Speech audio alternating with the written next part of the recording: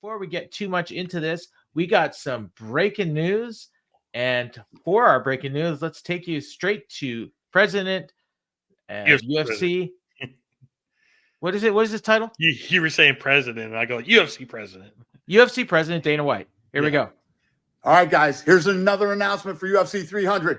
Holly Holm. She was inducted in the Boxing Hall of Fame in 2022. In the history of the women's bantamweight division, she is tied for 4th most wins, 6th most significant strikes landed, and has the 4th best takedown defense at 78%. Holly Holm is one of the baddest women to ever compete in combat sports, ever.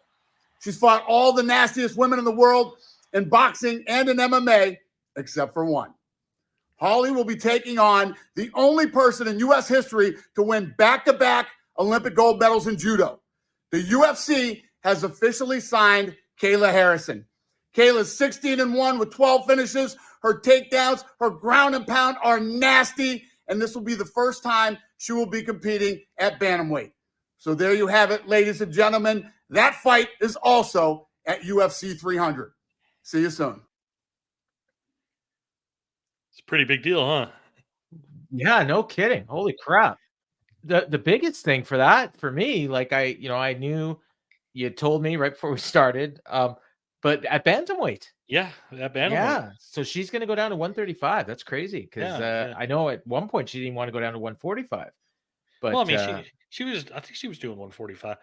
She did that Invicta fight, and I think they were planning the Cyborg fight at 145 if that was ever going to happen. But yeah, that's a big deal because we were and we'll talk about it later. The PFL card that was released, and a lot of people were expecting Cyborg against Kayla Harrison, and nobody knew what was going on, and wondering what Kayla's status was. And I think I don't know if I put this out there publicly or not, but I was like, Kayla's a free agent. She's been a free agent. She wasn't still signed with the PFL. She did her fight there at the end of last year, and that was it for her. And this comes as a kind of a big shock, kind of unexpected out of nowhere.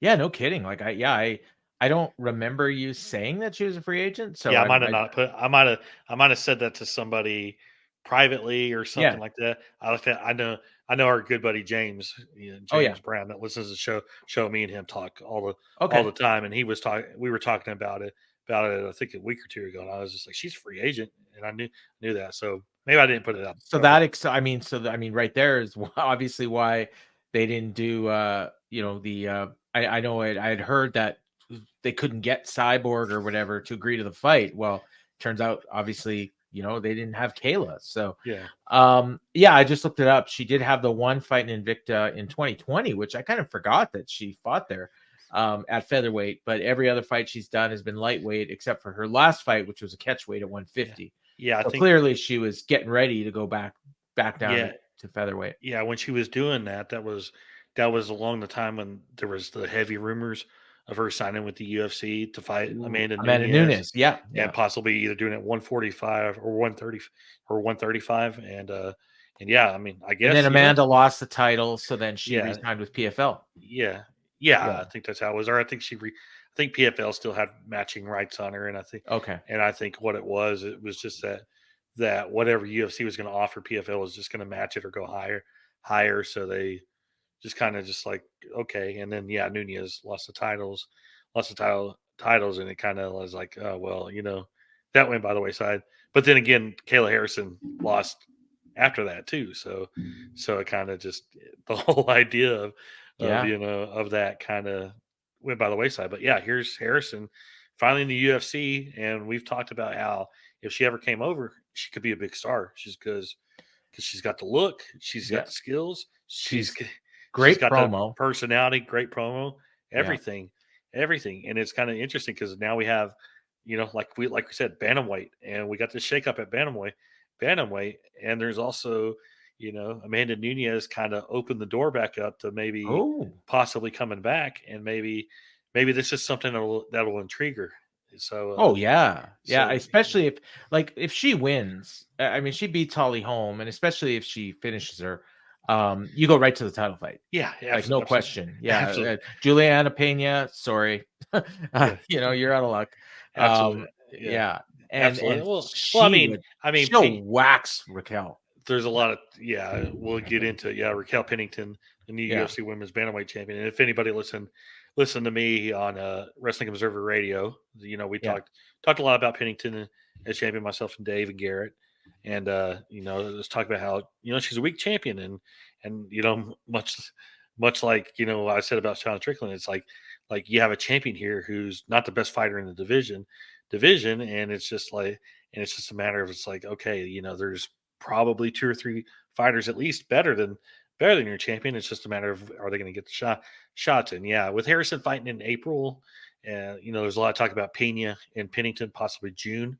So I don't necessarily think like Harrison comes in and fishes home. She leapfrogs Pena, because you could still do a title fight in June, and then maybe Harrison and whoever's the champion October, November.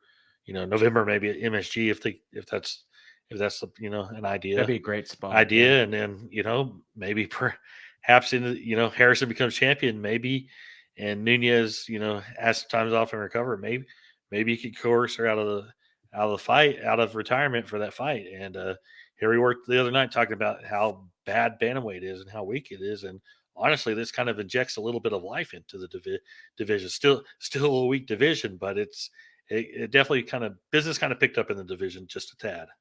Oh yeah, especially if they can get Nunes to come back, obviously, and you still got Miesha Tate kicking around. Obviously, this pushes her down, which is probably for the best, because I think they would have tried to rush her into a title fight, and I'm not even sure she would beat Pennington, let alone Pena. I wouldn't give her almost any chance against Kayla Harrison, although that'd be a fight you could sell for sure.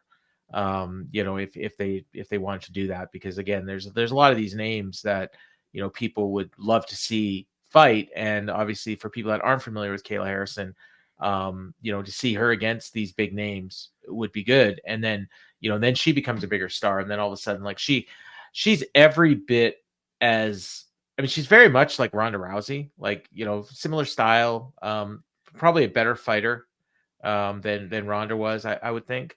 It's hard to say because the level of competition is probably similar, honestly. It's just that the competition got better in UFC, and so where PFL was, at the time Kayla was competing, was probably a similar level to what it was at when Ronda was competing in UFC. Like, it was still kind of developing, in my opinion. But and very huge news, honestly. On a week where we did have a pay-per-view. And was there any other news that came out? Because he did say something about, I got more breaking news, and I know we'll talk about it a little bit later. But that was nothing it. else? That was the big one. Okay. Yeah.